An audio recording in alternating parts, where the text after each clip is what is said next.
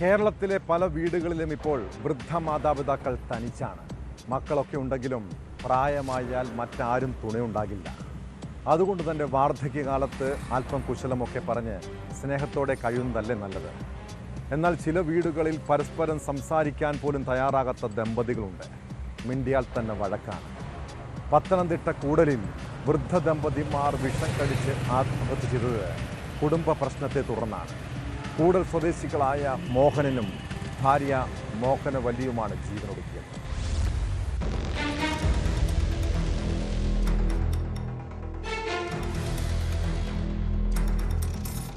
രാവിലെയാണ് കൂടൽ നെടുമൺകാവ് സ്വദേശിയും വിമുക്ത ഭടനുമായിട്ടുള്ള മോഹനനും ഭാര്യ മോഹനവല്ലിയും വിഷം കഴിച്ച് ആത്മഹത്യ ചെയ്തത്. മോഹനൻ വീട്ടിൽ വെച്ചും ഭാര്യ മോഹനവല്ലിയെ കോട്ടയം മെഡിക്കൽ കോളേജിലേക്ക് കൊണ്ടുപോകും വഴിയുമാണ് മരിച്ചത്. കുടുംബ പ്രശ്നങ്ങളാണ് ആത്മഹത്യക്ക് കാരണമെന്ന് പോലീസ് പറഞ്ഞു.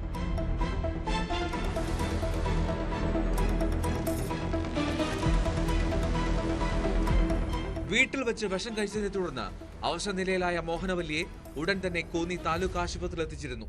തുടർന്ന് ഇവിടെ നിന്നും വിദഗ്ധ ചികിത്സയ്ക്കായി കോട്ടയം മെഡിക്കൽ കോളേജ് ആശുപത്രിയിലേക്ക് റഫർ ചെയ്തുവെങ്കിലും അവിടേക്ക് പോകാൻ വെന്റിലേറ്റർ സൗകര്യമുള്ള ആംബുലൻസ് ലഭിച്ചില്ല. 1 മണിക്കൂറോളം കോന്നി താലൂക്ക് ആശുപത്രിയിൽ കിടത്തിയ ശേഷമാണ് പിന്നീട് കോട്ടയത്തേക്ക് കൊണ്ടുപോയത്. യഥാസമയം ആശുപത്രിയിൽ എത്തിച്ചിട്ടും ചികിത്സ വൈകിയതാണ് മോഹനവല്ലി മരിക്കാൻ കാരണമെന്നാണ് പഞ്ചായത്ത് അംഗത്തിന്റെയും ബന്ധുക്കളുടെയും ആരോപണം. ദമ്പതിമാർക്ക് 2 മക്കളുണ്ട്.